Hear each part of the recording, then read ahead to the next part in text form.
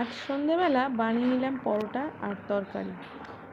কারণ সন্ধে বানিয়ে রাখলে রাতে অফিস থেকে ফিরেই খেতে বসবে, আর ওরা বেশ এইরকম সব নরম নরম পরোটার সঙ্গে আলুর কষাটা খেতে ঝাল ঝাল করে আজকে রাতের দারুণ ডিনার হচ্ছে পছন্দ যে করে। আলুর তরকারি, আর এখানে পরোটা বানিয়েছি।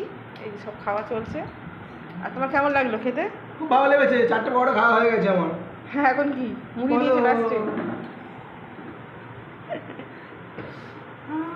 রিয়া কেমন খাচ্ছো? ভালো।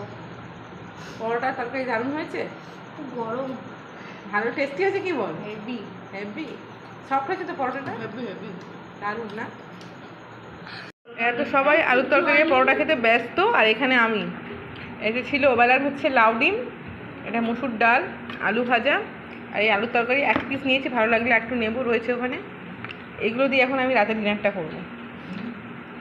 এত সবাই আলুর তরকারি পরোটা খেতে ব্যস্ত, আর এখানে আমি এই যে ছিল ওবেলার হচ্ছে লাউ ডিম, এটা মসুর ডাল, আলু ভাজা, আর এই আলুর তরকারি এক পিস নিয়েছি, ভালো লাগলে একটু নেবো রয়েছে ওখানে। এগুলো দিয়ে এখন আমি রাতের ডিনারটা করবো।